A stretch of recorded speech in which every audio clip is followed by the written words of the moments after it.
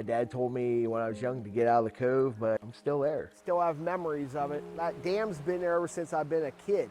I'd say what kept me around was the people and the countryside. I never had a real determination or to get out of the countryside that I was in. I like it a lot. Put my application in here, got this call one day, and she's like, hey, we got an opening. I think my calling in life was to be a housekeeper, custodian, floor tech. My heart was beating even driving in today. I was like, oh man, it's like, here I get to come back to Homewood. My coworkers this year, I taught them how to take the rollers out. Gavin, our housekeeping boss, very straight up man, and I like that. Funny enough, yeah, I am a manager here. More so, I feel like a coworker. I do believe in getting dirty and working side by side with the crew. Got to still detail all that up there. Oh yeah, yeah. We knew that was our job. We took pride in that. Not everyone likes to be a housekeeper or custodian. That's a dirty job.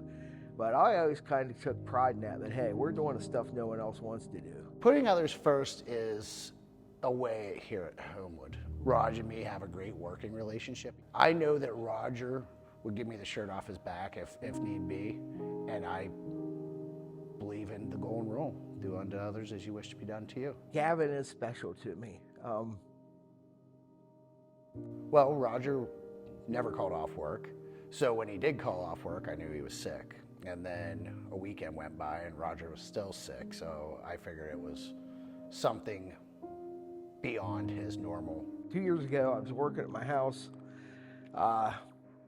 I collapsed outside. It was I was digging potatoes in my garden. So I crawled with my arms over to about here, and my neighbor over here asked me if I was okay or had a heat stroke. I said, no, it's my back. I remember my wife crying.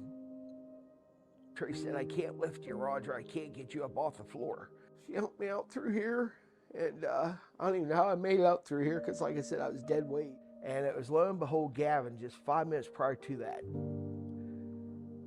He called and said, if you need anything, you call me. And I called him. His little black bug was right here. He pulled in his Volkswagen Bug. I call it the Bug, but it was a station wagon. And I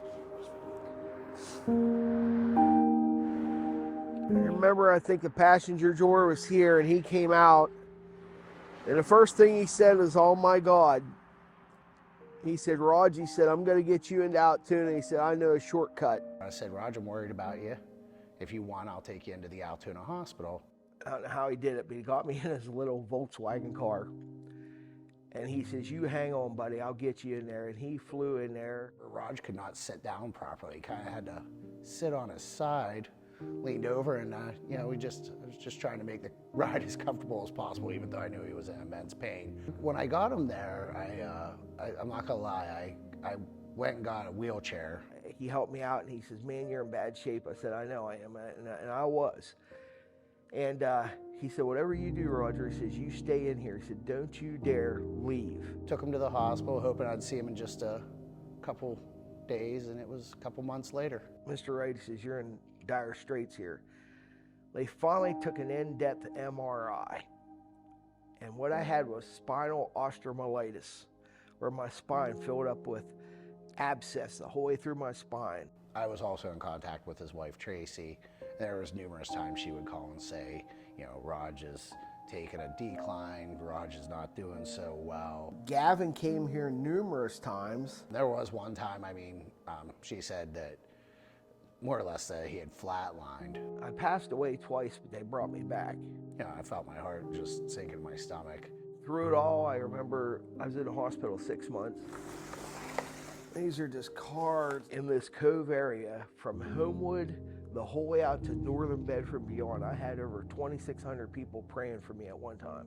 I kept every card, every letter. My co-workers in Homewood, I had an ambulance bill, and to my surprise, they all pitched in to help me pay the ambulance bill. You can't replace a Rodger.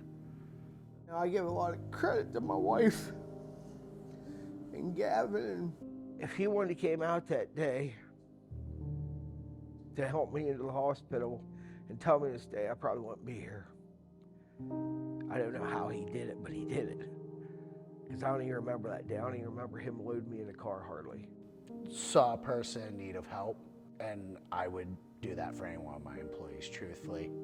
So that's my story with Gavin. We are here to take care of the seniors, but at the end of the day, we do need to take care of one another.